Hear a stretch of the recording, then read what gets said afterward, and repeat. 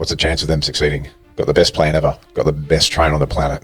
I look back to it and I refer to it as a roller coaster because it was all over the place. No systems, no structure, no process, no clue really. So if you want to be successful in business, what you need to do is you need to follow a set of principles, standards, morals, and go, all right. And I am just choosing to stay stuck in where I am. At least you own it, and it will be the fastest way for you to break through and get to where you want to be, because you got to look yourself in the mirror and go. You're tuned into the Trainer HQ podcast. Welcome, ladies and gentlemen. Now, if you are resonating with the Trainer HQ message, if you like our style and you want to get more of it, make sure wherever you're tuning into this, you do hit the subscribe button so you will never miss out on the latest, most relevant, most updated information. And today I'm here with Mr. Jason Ubanowicz. How you going, brother? Absolutely outstanding. That's good, man. That's great. That's a great response. Let's unpack what today is all about. What do we want to speak about? We're going to look at why some fitness coaches dominate. Yep.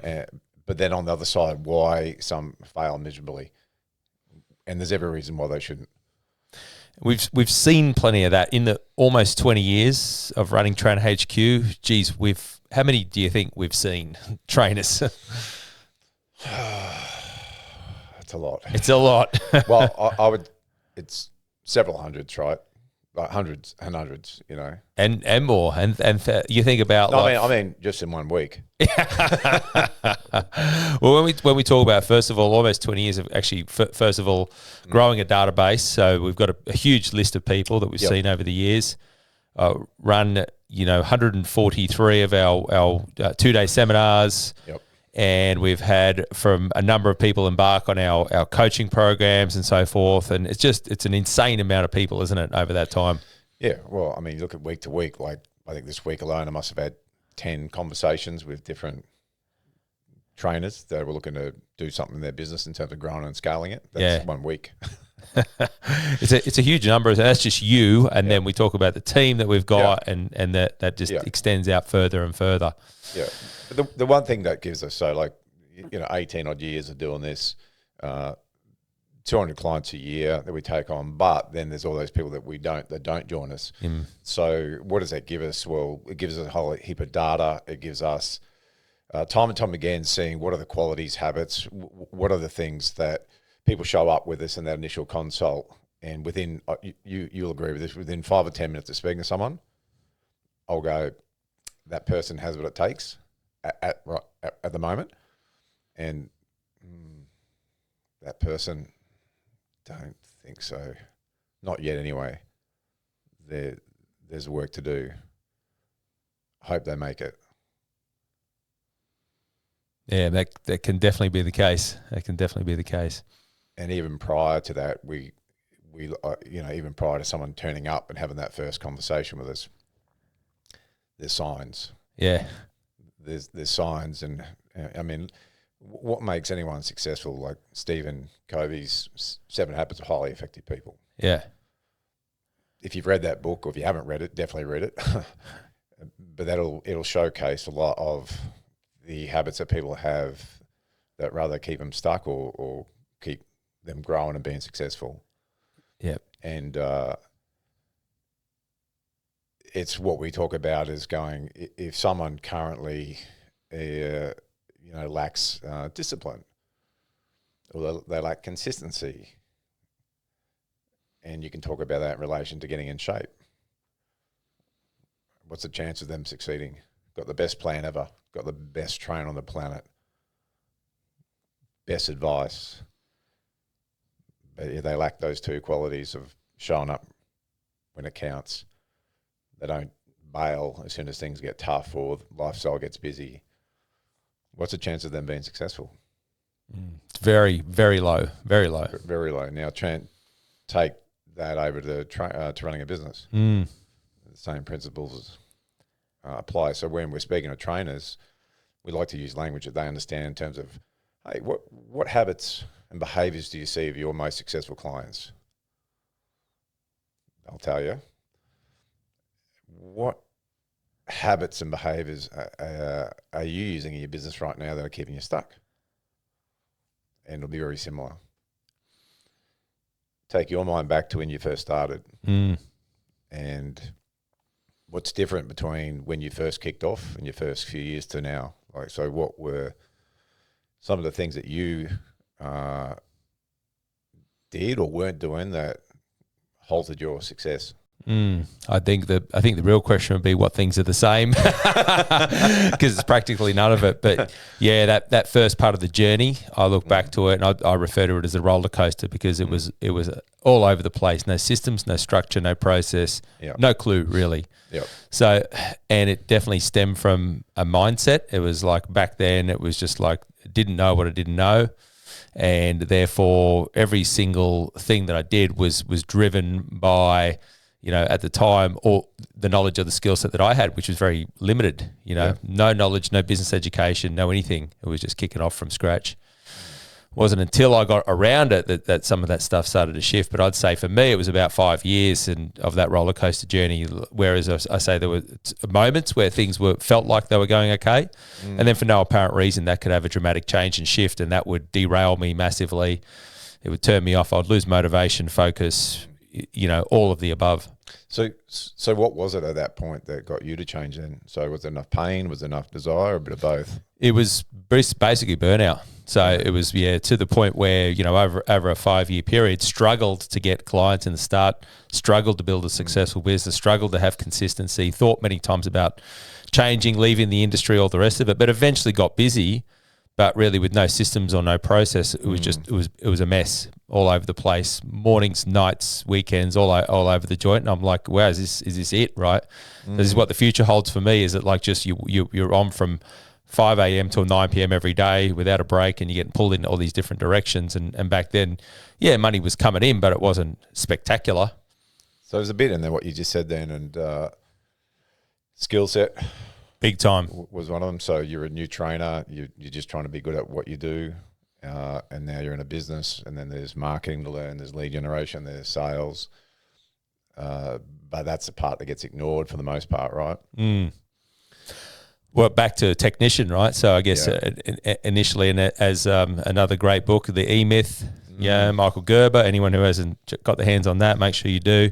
What he talks about, the E, an entrepreneurial myth, a technician suffering an entrepreneurial seizure. So it's like you're great at what you do. You're good at fitness, training. You love the lifestyle, all that. So what do? You become a fitness professional. You become a personal trainer, online coach. I'm going to go and inspire others. But what do I know? Well, I know the technical part of it. I'm good at that part, and that was where I was at. I was great at that.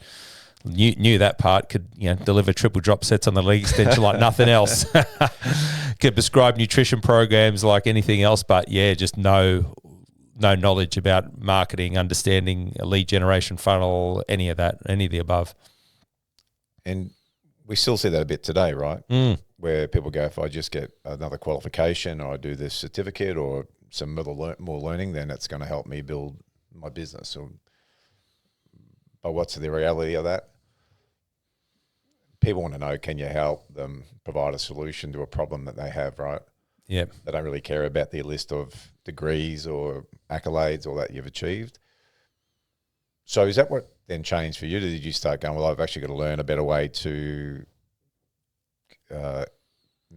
get my message out there to what I actually do in terms of helping people? I'd say there were moments in that 5-year journey where I strongly believed that the next qualification, technical skilled qualification, was going to be the golden ticket for me to get success in business. So it's like the more I can learn the next skill set, the next exercise, and I did the rounds. Anyone who's familiar with Paul Check and his methodology, it was like I dived into all these technical training courses. And by the way, caveat to this, that's all good content. Like, you want to be a good technician, right? Yeah, for sure. You can't be a shit trainer, right? So anyone who's listened to this, go, well, hold on. There's some pretty average trainers out there. Agree, right? So you got to be better than average if you want to run a successful business. But what I find in the industry, and this is what I did, most of us are excellent at the technical part anyway. That if you're half decent at what you do, right? Yeah. Agree? There's some shit ones out there, and those shit ones probably need to get more technically qualified and skilled and experienced, right? But for many of us, we're so passionate about it, we learn the technical part, and that's what I did. So back to that time, I was going, yep, for me, the next course, that's gonna be the thing that's gonna make it for me. But just, again, didn't focus on the business, didn't look inward in terms of going, hold on, the first thing you're doing here is you're actually physically running a business, and that's the most important and paramount thing in this arrangement. You mentioned burnout. We see that quite a bit. There's a couple of scenarios, right, that we come across. It's people that go, look, I've been stuck at a certain stage in my business. I might be doing anywhere from $1,500 a week to $2,000, but I'm also feeling like I'm very burnt out. A number of things. I'm not sure how to get new clients if they leave. I'm not sure how to automate things, so I'm not getting bogged down in the weeds. I'm spending all this time doing programming. There's a whole heap of reasons why people would experience burnout with it. And would you say that in that case, like when I'm speaking to people and I look at some of the reasons they're saying why they might be burnout, but the real issue is they're not addressing the root cause. So the root cause being I have no lead generation systems in place. So it's just really luck. It's referrals. It's, do I just happen to get someone to respond to something, but there's no real directional purpose with it. Sales, I just wing it. So it's hit and miss. Sometimes I'm on, sometimes I'm off. That's been my experience with a lot of people that hit that burnout stage, but also when they just stagnate. So they've hit a ceiling and having trouble to get through that. That's been your experience as well? Most definitely. Yeah. Yeah. You look at those habits and those traits of those people, and back to like talking what makes someone successful versus what keeps, like you said, keeps someone stuck, stagnated, dropping backwards. So a great example of it would be if we take one level lower and we talk about lead generation, we talk about changing clients. So when I talk about the roller coaster journey, when things were moving all right, I could be going, this is great, got clients in, they're paying, happy days. And then for no apparent reason, I could lose 1, 2, 3 clients in a very short space in time. That could happen in a week. And it could just be purely conditional, i.e. people might have left town or any of that sort of stuff. And that would present me with a pretty stressful situation at the time, because there was an immediate loss of income. There was an immediate loss of certainty. There was a loss of confidence and then I was chasing my tail. And suddenly, if you've got, say, 3 clients and they're doing 2 sessions a week, suddenly you're 6 sessions a week, depending upon what you charge, 6, 8 to 48. There could be somewhere from $300 to $500 a week that just up and leave your business at the drop of a hat. And if you don't have the right exit policies in place and procedures to cope with that. So back to my experience, that's exactly what occurred. So then I'm in panic mode at that point in time, and that wasn't a pleasant experience. It wasn't a pleasant emotion to feel, because that's where the burnout part hits, because it's like, all right, now I'm chasing my tail, hoping for the best. So back to what you were alluding to and going, well, someone who does have an ongoing lead gen system, it's going to reduce that amount of uncertainty. It's going to reduce that amount of stress that they might experience, because they know, okay, cool, well, I can go and back into my pipeline and I can start to have conversations with people that could be candidates. So burnout really can be a couple of things. One, you're just doing maybe a heap of sessions and your own personal lifestyle suffering, your early mornings, late nights, your own training has not been dealt with. And I guess that loses the joy in it, right? The other thing is I hear people say, I've hit a plateau. And for anyone listening to this, and I just did a reel on it the other day, a plateau is something that probably lasts for, well under 6 months. So we all hit plateaus in businesses, right? You're doing some new innovation stuff. You've educated yourself on sales or marketing, whatever, and your business increases. And at some point, you maybe hit another plateau where, for whatever reason, you need better systems, you need better structure. But if I hear someone say I've hit a plateau, and I go, how long has that been occurring for? And they go, last year. That's not a plateau. You're stuck. You're stuck and you don't know how to navigate through that. That's not a plateau. So 6 months or greater, you can say that you are now stuck in your business. What you were saying before, then it's the burnout can then occur from the stress. I don't know what I do differently. I can't see this changing in the near future. So if you can't see a light at the end of the tunnel, the burnout can come from that emotional stress that you're experiencing that's now impacting your personal life.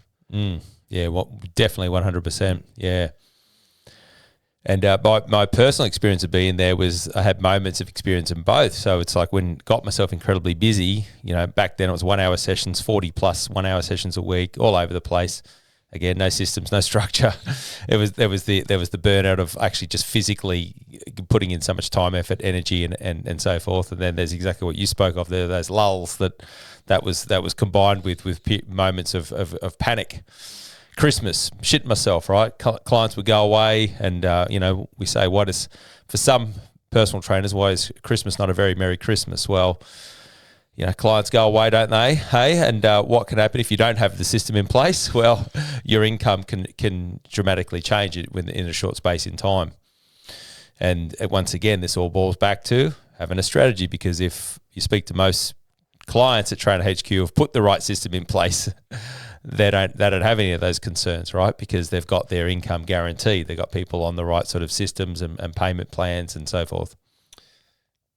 To flip that on the head, like we're backtracking, we say that we deal with a lot of trainers. We see a lot of business analysis, which is the first step someone needs to complete before we even speak to them. And the purpose of having the business analysis is to, one, I like to see how much detail and effort someone puts into it. So what are the 5 top things that you want in terms of getting, better results in your business and our help? Now, if someone just puts systems, I go, how much thought have they put into that or effort?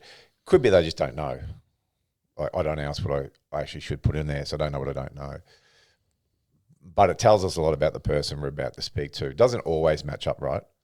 Sometimes we can have a BA going, not sure about this person, then we meet them, which is the important thing about meeting someone. And I heard you say the other day, you go, from what I read, what I read on the BA to the actual experience in person was night and day. So you can't always tell. Yeah. Right?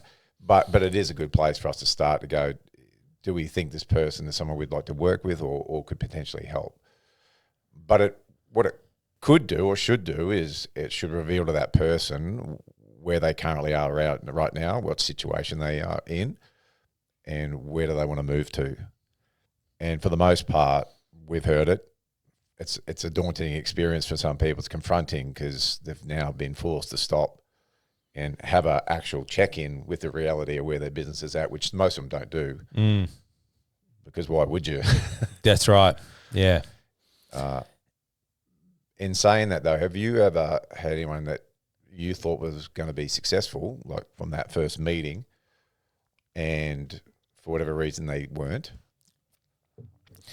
Does anyone come to your mind? Somebody goes like, oh, look, that person's definitely going to make it. Yeah, couple of parts to it. So first things first, back to what you said. Yeah, in that first interaction, and there's a few things we can unpack shortly in terms of watching people's interaction all the way through, even before filling out that business analysis or getting into an initial discovery call or a consult or whatever that might be. And so we'll get to that shortly. The other part is, I'd say, if we were trying to put numbers against this, it's almost like an 80-20 rule. Like you can all, for 80% of people, you can all pretty much pick it. Yep. And then, of course, you've got your outliers, which could be that 20% of people, like the old mate I had the other day. And like I said, I'm going, okay, is this guy really serious? Turn up on video call, in person, it's a completely different story, right?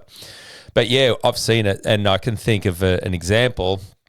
We've had many examples. We've run a lot of live workshops and seminars over the years.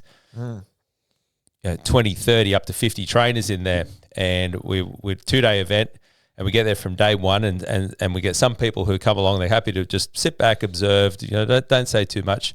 You get others in a workshop who can be quite vocal, and which is great. We love audience participation and people getting into it. But we can also see those ones that love to talk a big game, right? They've got a fair bit of yap on them. And what I have seen, and I've, initially, it's like back in the early days of running these workshops and so forth, I could get fooled. I go, oh, such and such is talking a big game, impressive, After a few years, that changed, but then we begin to find out that the biggest yappers in the room quite often are the ones that are in the most trouble, got the least systems into place, owing money all over the shop, a history of a string of broken business relationships and all the rest of it. So that's probably an example of someone who I thought initially, I can see this success. And let's give an example of that person, right? talking a big game for 2 days, Yeah. which anyone can do when there's nothing on the line. Now it's time to put your money where your mouth is. It's like time to go, right, we've got a solution that can take you from where you are to where you want to be. You got to take that next step. Obviously, it's clear you got to get help because you don't know what you don't know. What are some of the things those type of people say when it comes time to go, right, are you going to come on board and get this help that you said you wanted and you need? What are some of the responses that we hear then at that point? Talked a big game. I'm doing so well. I'm fucking killing it. Yeah. What typically happens when it comes to crunch time?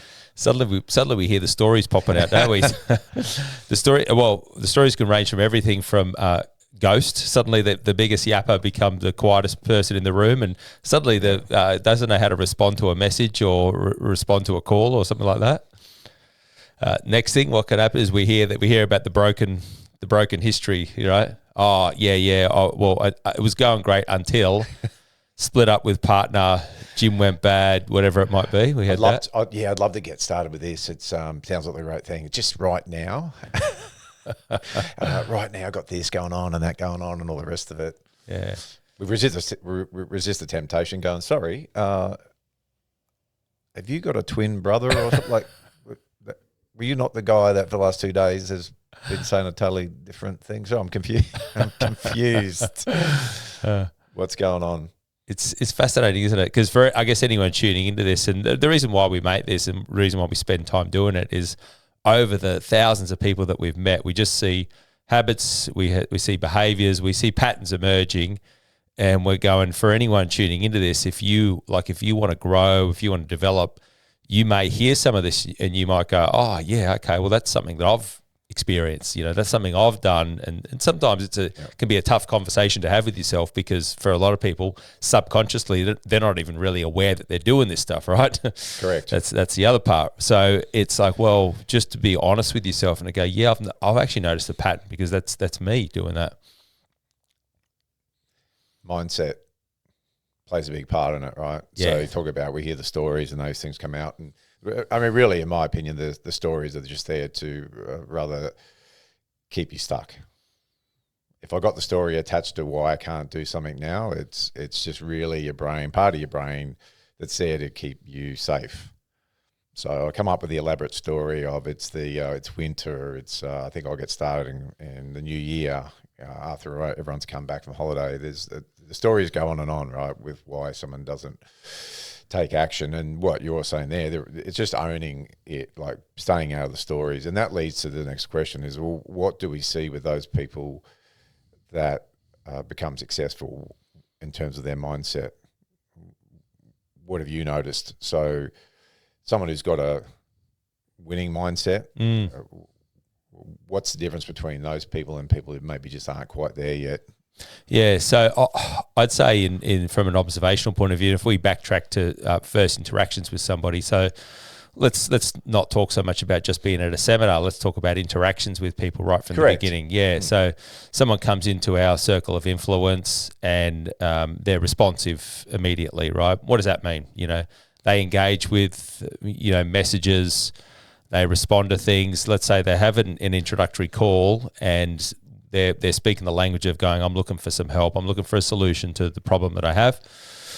Then from that point of view, from that point onwards, what we do is we start some engagement with them, right? We'll reach out and get a bit of a feel, right? They'll have to complete their business analysis. They'll have to, they'll book it in for an appointment. So we're starting to now formalize this thing, and we like to take it as a step-by-step process because we don't like to rush through this stuff. But we also realize that for some people, that you don't want to mess around with this, right? You got a problem, let's find the solution to it. So someone who does make it and habits we see, that the person who's super responsive. Number two, your business analysis, we've got lots of detail in there, and they're giving us the information. They're unpacking it step by step. On the flip side, what do we see with someone who's not so successful? Well, lack of response. Yep.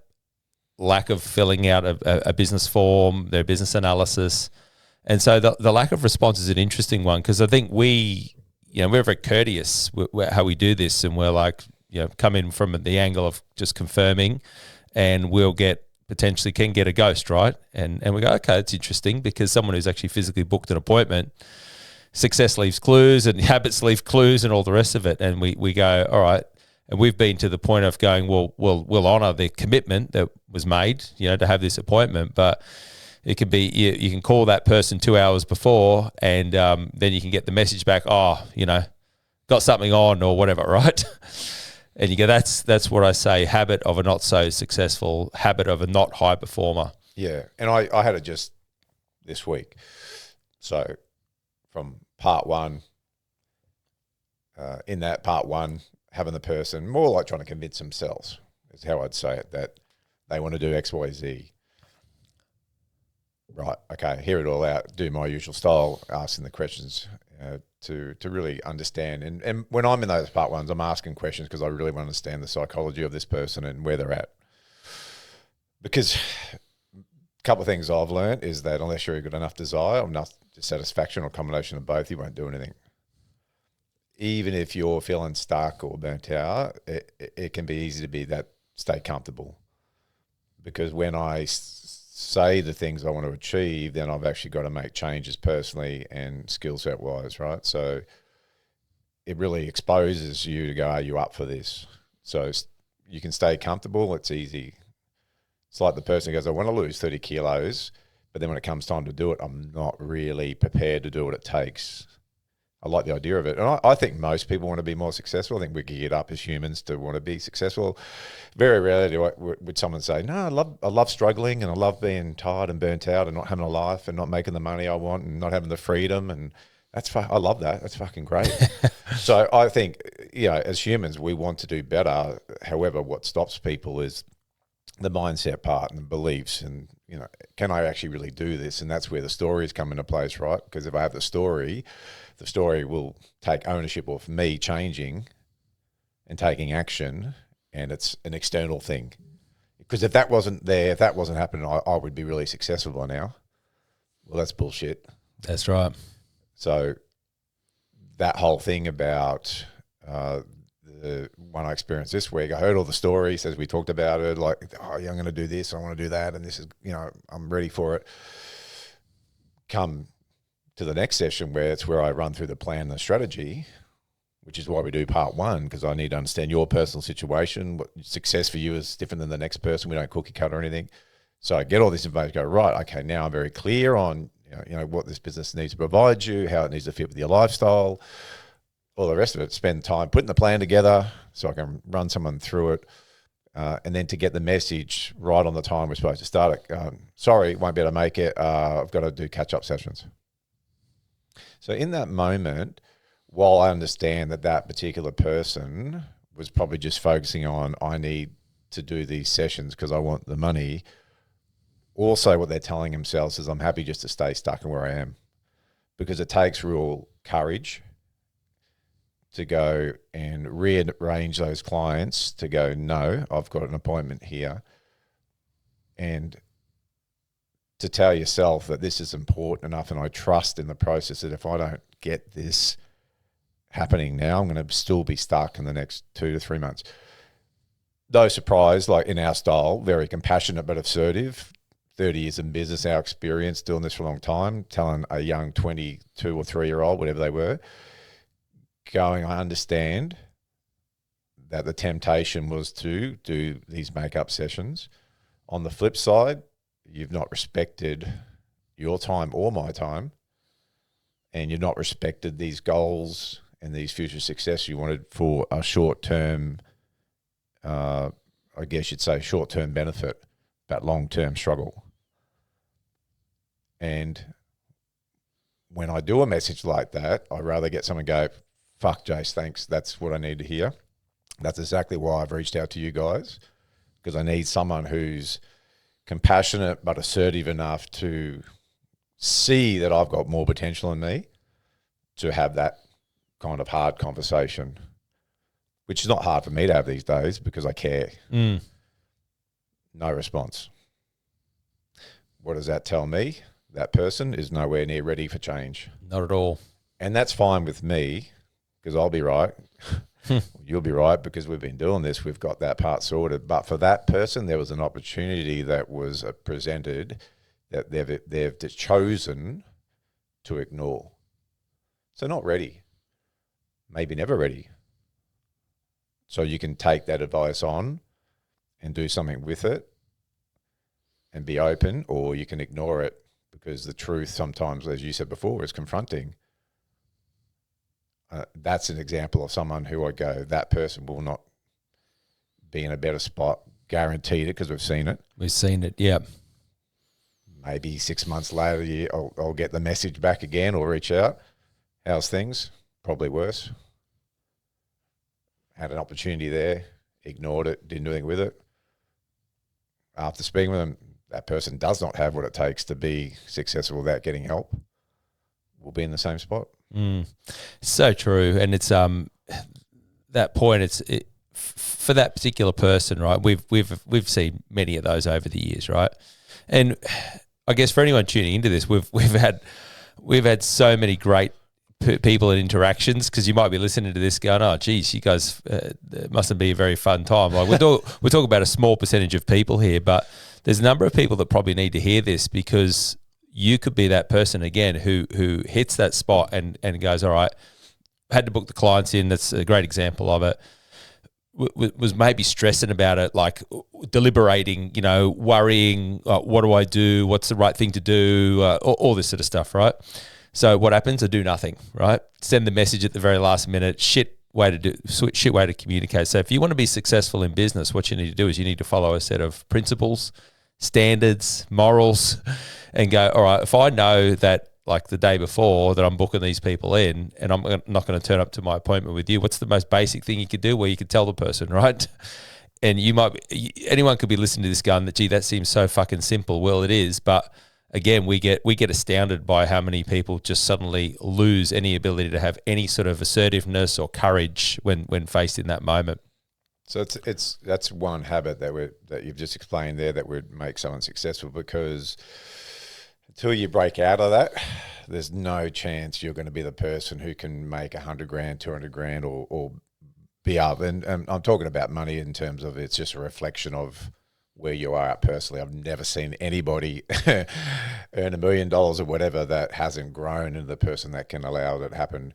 That type of person is always going to be scrounging around. It's going to be the same thing, different excuse, different story, different reason why they're still stuck. That's just one habit. So if you are listening to this, it is important to go, we're all going to be presented with opportunities in our life that are going to test us. And unless you're feeling tested or challenged or a bit concerned, you're not even close to a growth phase. You're just cruising. So these moments should and could evoke some level of, shit, I really want the money for these current clients. However, I'm stuck in this cycle. Maybe I just trust and have some courage in this moment to go, this is my greater good over here, to get out of that cycle. One will profoundly change your life, and one will keep you exactly where you are now. So, such a great analogy, because again, we're just talking about someone committing to an appointment, which is keeping your word, right? One of the most basic human traits that anyone could do, right? And like I look at like us, for example, in terms of the commitment. Like if you say you're going to do something or you're going to be somewhere at a certain time, the only way you're not there is if you're dead, right? Because I know that if you say you're going to do something, you do it, right? Yeah. They're basic things. Or if you're not going to, if something needs to change, you'll inform the person very early, right? Well, your word's your bond. Yeah. And not just for the other person, but for yourself. So in terms of mindset, every time you say one thing and do the other, it goes into your subconscious to go, and your subconscious ends up going, I'm trapped inside of the body of an idiot. He says one thing, does the complete opposite. So 1 minute I'm having a call with a guy who can potentially help me get where I am. And then when it comes time for that help to occur, I bail. So you can only perceive that as, you're not really serious about this, mate. And I'm talking about myself, would have that internal dialogue.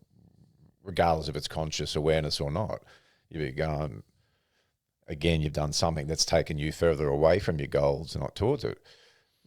I have a story associated with that, and this is when I first met Paul Blackburn, more in the personal development and psychology space. And at that time in my life, I was really struggling myself mentally, and, you know, where's my life going, and how do I deal with these things called emotions, and how do I stop reacting in certain ways that I don't like, a whole bunch of stuff. And it was my business coach at the time that was telling me about Paul and said, based on everything you're telling me, mate, doing some work with Paul would be awesome, because you got the drive, you got the right attitude. It's just your mindset and the emotional intelligence part's going to take you to that next level, right? And I went, okay, cool. And Paul was outside of Canberra, but he was on holidays with his family in the Gold Coast at the time. And last minute, Andrew goes, mate, he's down the coast for one more day. I've spoke to him. If you want to go and meet him, he actually said he will, take an hour out of his day to go and meet with you. And I'd only heard about Paul through him, so it's not like I had any other reference. But again, if you told me someone was great, I would trust in your opinion. Yeah, and this is well and truly back before social media, and there wasn't much of an opportunity to check somebody out. Or I don't think I'm 51. I don't think I was even 30. I might have been 28 or 29, something like that. Yeah. And today, and on that particular day, I had a heap of shit on. Again, I had a heap of other opportunities in the business, other things going on, and it was that moment that I'm talking about that I went, you know what? I've just told Andrew, and I know I've been struggling with the certain things that are having a negative impact on my life. I need to take this opportunity. I don't know where it's going to go, what's going to happen, but I knew internally, I need to get myself there. So I rearranged the rest of my day and all the rest of it. So that shit there, it's always going to be there because I've been doing it anyway.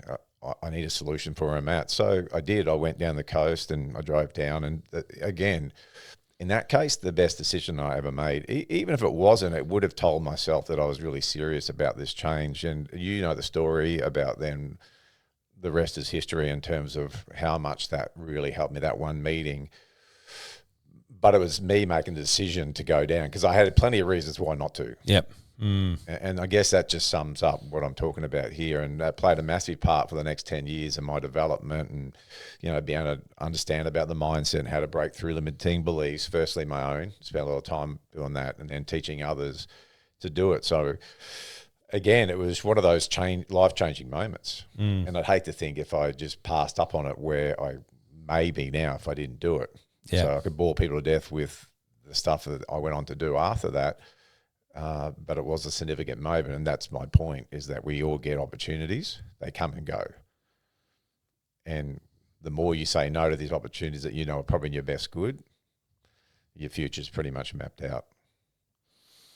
Yeah, it reminds me of that statement about going, well, it's easy to say no to something, i.e., in your day-to-day busyness. Easy to say no when you've got a deeper yes burning inside. So if you're really serious about anything you say you want to do, then, yeah, you've got to make that opportunity happen. And that was that moment for you, the sliding door moment. I think back to the example of this person, and let's bring back this example because, again, we're talking about the person not turning up to an appointment. Delivering the message. Now, the message, like I know how we deliver a message. It's assertive, it's compassionate, but we want that person, like, no matter what happens. And from our perspective, I think I speak for both of us in saying it's not about actually someone just coming and joining us. It's like their interaction in every step of the journey with us. Did they have an experience that for them ultimately could shape them or be positive in some way, regardless if they work with us or not?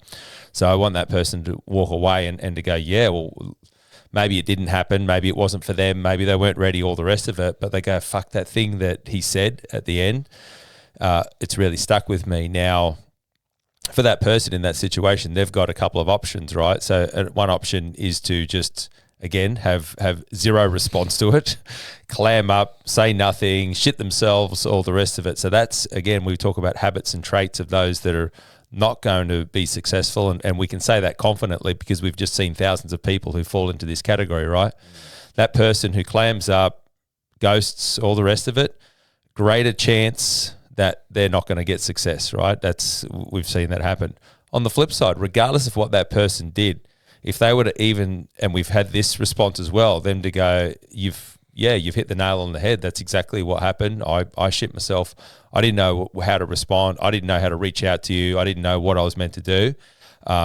And it typically comes with an apology. Not that we're hunting for an apology.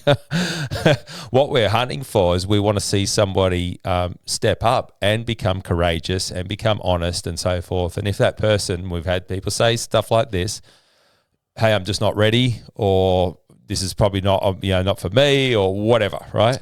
Yeah, and even that is a breakthrough. Someone saying, "I'm not ready." And we may say, okay, how about we just reframe it to I'm just choosing not to be ready?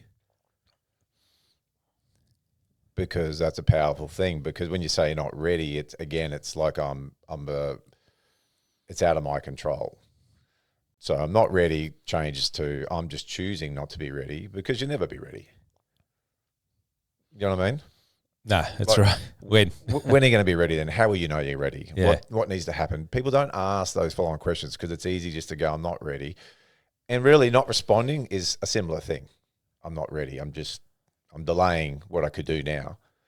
So by saying I'm choosing not to be ready, when you hear yourself say that, it has to prompt the next question. When would I be ready? Well, when you decide that you want to be, is the easiest answer to that.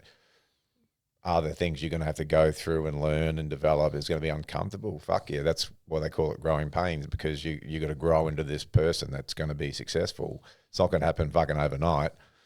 So, I've never seen anyone visualize or meditate a Ferrari in their driveway.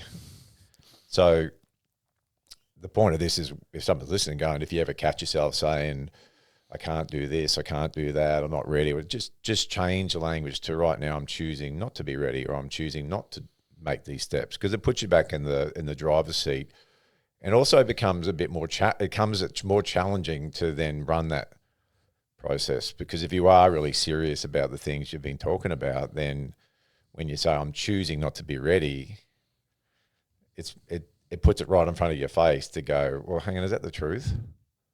Well, the truth is I'm just scared. Will this work? Will I fail? I don't want more evidence I'm not good enough. So profound. And then back to the I can't. If you catch yourself doing that, just change the word I can't to I won't. Yeah. I'm not prepared to do it. Yeah, that's your other option. Yeah, I can't stop smoking. No, you just won't stop smoking. That's right. It's and then back to what can happen, and this is again back to traits and habits of those that maybe we don't see have the success. This is where the stories come out. So we could have the checklist of all the stories we've had over the years, but some of the most common ones we've heard is miraculously there's a death in the family, and hey, if that has happened, then our heart goes out to you and our condolences. But I'd say it'd be pretty unlucky, because we've got a running joke here at Trainer HQ that says the curse of Trainer HQ, because unfortunately there's been another death out there. It looks like we've caused it, because that happened around about the same time as we were going to have a workshop or a seminar, or someone was about to get on board with something. It's death or a family emergency. Family emergency. Which is pretty broad. Yep. Spoke to the accountant. Yep. We've had that one before. Spoke to my mum and dad. Spoke to mum and dad. That's How old are you? 35. Right. Yes. Convenient you asked the two people that you knew were going to say no anyway, because they wanted to keep you safe and look after you. So why'd you go and ask them for?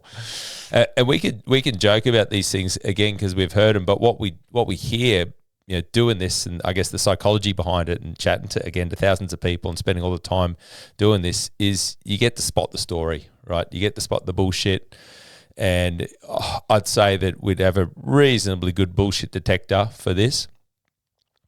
So if you're out there and you're in one of those situations, not necessarily even with us, but like, don't worry about talking to us. Think about your interactions with other people, Yep. Family members, loved ones, other business interactions, and going, if you're the person that defaults to, running the story, whatever it might be, just to go, well, how's that serving you? That's the big question you got to ask yourself, because to go, yeah, actually, I am that person. There's always the fucking story behind everything, right? Yeah, if everyone listened to this, if that's the one thing you took away from it, is just be very mindful of the stories you tell or the things you tell yourself, or mindset's everything. Because if it was just about the knowledge, we'd all be successful. There's plenty of information out there now, books, you name it, on how to be better at sales, lead gen, marketing, all the whole bit. But it's really what's going on between someone's ears that's going to make them or break them. So 50 to 60% of your total brain capacity is what runs a show. So if you've got limiting beliefs in there that you're well aware of, and they come out through stories. So what you're talking about, referring to, is when I hear someone talk, I'm listening to their beliefs wrapped up in stories. So any of that kind of stuff, yeah, not the right time. My circumstances have changed. That's it. There's no more detail. Just my circumstances changed. Okay, since yesterday? Yeah, since yesterday. Right. Okay. Just understand that that's your way of keeping yourself safe, but also keeping yourself broke or keeping yourself not where you want to be. Or stuck or whatever. So, but the moment again that you go, I'm just choosing not to do this at the moment, and I am just choosing to stay stuck in where I am. At least you own it, and it will be the fastest way for you to break through and get to where you want to be, because you got to look yourself in the mirror and go, yeah, man, you're just choosing to stay stuck. Just say that. Leave the stories out of it, because what you're alluding to is that, yeah, things are going to happen. Shit's going to happen every single day of your life. There will be deaths in the family. There will be accidents. There will be you get in a car accident. But what does that have to do with you moving forward towards your goals? You're going to have to deal with that shit anyway. But if you're using that as a reason not to move forward, it's just convenient.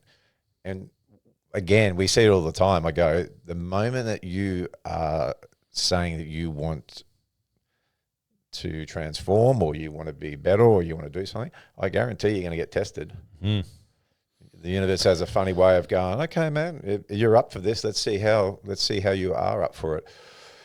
And if I look at one non-negotiable thing that our high performers have, and people who are successful, if you look at any successful person based on what we've been talking about, you won't hear them demonstrate the habits that we've been saying, no mindset thing. You won't hear any of them. They will look for solutions. They will be resilient during those moments. They'll find a way to make it happen. They're the people that become successful. Because if all it takes is one thing to go off kilter, and then that's what stops you, you got to change. Otherwise, you're not going to be successful. It's back to the concept of resources versus resourcefulness, right? And again, back to our high performers, exactly like you said. What do they exhibit? They exhibit all these habits and traits. And hey, like we know, and we've seen this for the almost 20 years, shit does hit the fan, and it has happened for clients of ours. But they lead with it. They go, yeah, boom, this situation's occurred, but here's my solution. Here's what's happening. Life goes on, all the rest of it. And, I had someone who just started up on the program this week. Her daughter was having a baby and, first grandchild, all the rest of it. And again, I could understand that for somebody to go, all right, well, I need to sort of navigate this. This is all happening at the time of her getting started. And so I was asking the question, okay, do you think that might impact your ability to hook into this? She goes, no, I'm ready to go. She said to me, life goes on, right? And so she'd made the decision, and that's where I go, that's a habit of a highly successful person, because they go, yeah, I know that I've got family commitments. I know there's things going on, but I also know that I've got a greater desire to do what I need to do, because the business is going to supply me with a lot more, right? And that doesn't take you away from family time and all the rest of it. That's someone who's got their priorities straight. They know, okay, what sort of time commitment do I need to put into this? And the fact that I've already made the decision that I'm heading there in terms of going for success. Yeah, the key word that I heard is ready. I'm ready, regardless of what's going on around me. And again, we talk about you strive for these next level of success or goals or targets, because it's who you need to become in the process that's really important. So are you someone who can rise above challenges that are going on in your life but still stay focused on your outcomes? I've heard it where people go, oh man, like my business went down because I'm having some hard times at home. Again, the inability to separate. No area of your life's going to be perfect. You're never going to have a perfect will where your family life, your work life, friendship, health, finances, they're all going to be perfect. It's very rare that you're not going to be dealing with something as an adult, right? But the ability to be able to go, yeah, okay, my personal life's not where I'd like it to be. I've got to address that. But I won't let that affect my business because they're two separate things. That stuff's still going to be there when I get home. I'm going to have to work on and dress and look for an outcome there. But then I see some people go, oh, man, you know what it's like. I'm having a hard time home with me and my missus are blowing and, it's affecting, my business. And I go, no, I don't understand. Because I don't. Because for me, and, my story, I've been through it where I've had my personal relationships not go the way I wanted to go. Turn up, you would not know that that's occurring because the moment I step through these doors, I'm on. I've got so many great things here I want to work on, so I don't let that impact other areas of my life. So if one of your lives not working, you walk around like a miserable prick, I can't turn up and have a good conversation with you. Oh, mate, it's like I'm just, I'm a bit flat. I get it, but I'm just saying that's a trait where that's where emotional intelligence comes in, right? You don't let other external events affect your goals and dreams that you're going after. You can't put your life on hold just because one area is not working. So it's such a powerful tip. And if anyone tuned into this, let's say that someone was listening to that and they've gone, hey, I've experienced that myself, or I am experiencing it. How were you able to achieve that? Because I guess for some people they're going, well, fuck, I don't even know what would I do? So is there one bit of advice you could give someone, or one strategy or something that someone could do that could help them separate the two? Firstly, it's just awareness, right? So for me, the major thing I say to people is, could I just leave that part of my life when I walk out of the door? Could I just do that? The reason I say could is because I'm not telling myself I should be able to do that. It's could I? And the psychology behind that is like, if I say, Brad, what you should do is X, Y, Z, you're going to go like that. You might go, thanks, man, appreciate it. Yeah, he just gave me the finger if you're tuning into the Spotify.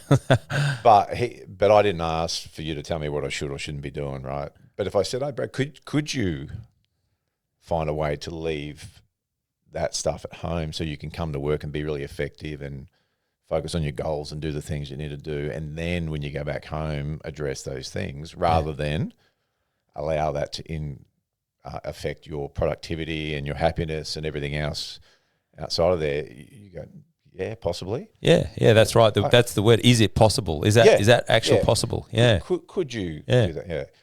And then I might go, why might you want to do that? Well, because, it's still going to be there and whatever you say in response to it. Okay, so what would be some of the positive outcomes if you could just separate personal life and home and leave that there? You go, well, it means I'll do this and that. No, okay, great. Well, what would be the first step, if any?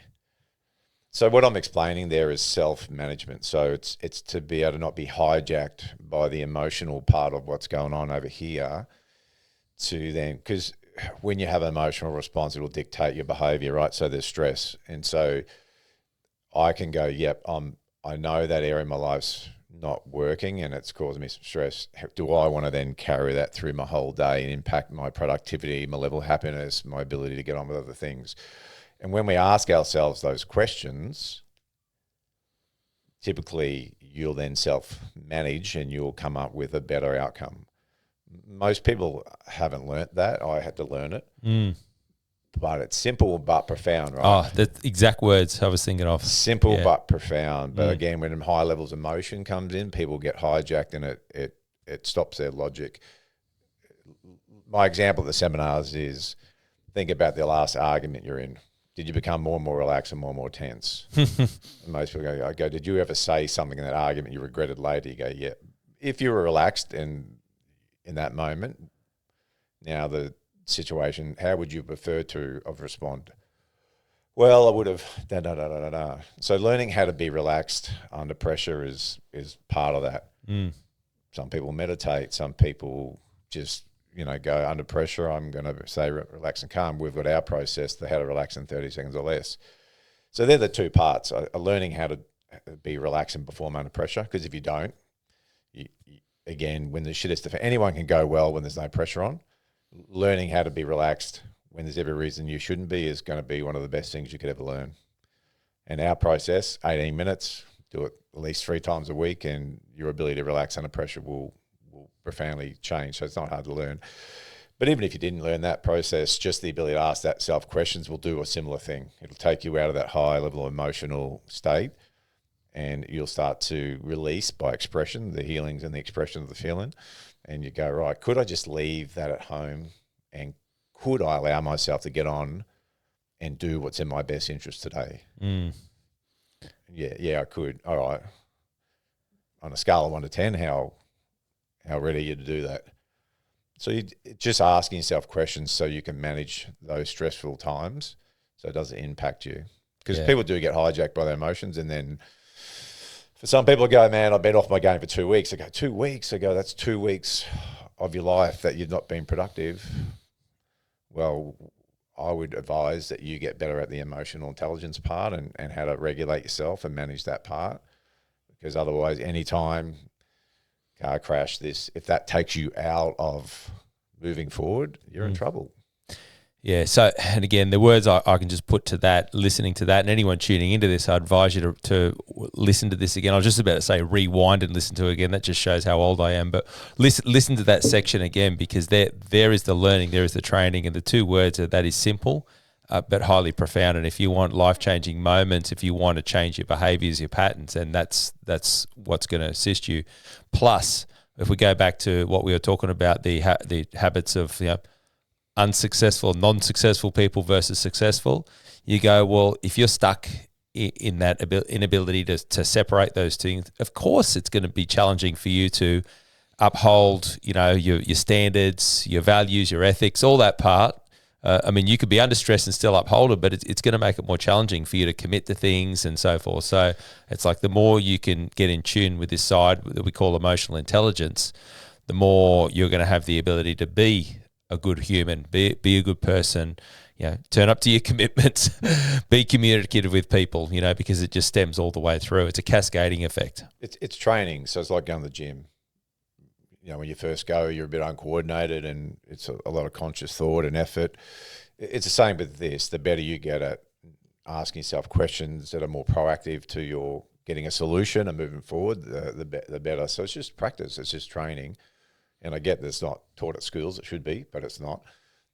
That would be the difference. And in my opinion, it's the one non-negotiable thing that all high performers, if I look at anybody who's a high performer, typically they've learnt how to be better with their emotional intelligence, because, intellect only gets you so far. If under stress and pressure you crumble and everything goes out the window, then you're not going to perform. You see it in sports at people a lot, right? Yeah. Athletes, like, we don't know what any of these high-performing athletes are going through, be it tennis, be it rugby league, what's going on in their personal life. They still have to go out and perform. Have you ever heard a footy player go, I had a shocker today, I crashed the car earlier today, I've had a big blow-up with the missus, it was just shit, so I've been off my game for a couple of weeks. Do you reckon the club that's paying them $5 million a year is going to be happy to hear that? And that's why sports psychology is so important, because that's why they brought it in. And, talk at NRL, any high-level footy team, I guarantee you they've got a psychology part in it, because they know shit's going to happen and these guys' day-to-day life, but they've got to be able to then still turn up and perform, right? So powerful. So good. So good. Well, I guess that pretty much sums up everything we've been referring to. So those of you who've been tuning into this today, and if you want more of this, make sure wherever you're tuning into this, make sure you do subscribe to the channel, because you're just going to hear more of it. The more we can hear from you, the more it's going to encourage us to keep making this content, because we do love sharing this knowledge, and we haven't just sat here and made this stuff up, right? This is 30 plus years in the game, almost 20 years of running Trainer HQ, the thousands of people that have come through, the thousands of interactions, conversations we've had. We see habits, we see traits, we see behaviors. And so all we can do is share that with you and share some of this knowledge and wisdom so that it can help you, our clients here and the people who are tuning into this become better at what you do. And if that's what you want, then you want to continually grow. Your business will be a direct result of your level of personal growth. And so if you're prepared to keep on evolving, keep growing, keep taking yourself to the next level, of course, what will happen is you'll get growth in your business that reflects that. Yeah, and get around like-minded people. Get around people who are higher than you and are doing the things you want to do. Model of them. How do they talk? How do they behave? What are their habits? It's the fastest way to be successful, right? Is get yourself around those people. If you don't have it, it's your responsibility and duty to do that. But now there's podcasts, there's books, there's all this stuff. If you don't have those people just yet, that I would be really encouraging you to develop and listen to that stuff. Get around it as much as you can. So we've mentioned a couple of really good books today by some high-level people. Again, where are you spending your time to develop yourself? So yeah, definitely recommend getting that into your daily and weekly routine. Yeah, love it. Thanks for sharing, brother. Always a pleasure to share the microphone. And ladies and gents, make sure you take this information on and most importantly, put it into practice, apply it. Agree. Brad Shepherd and Jason Ubenowicz from the Trainer HQ podcast. Thank you.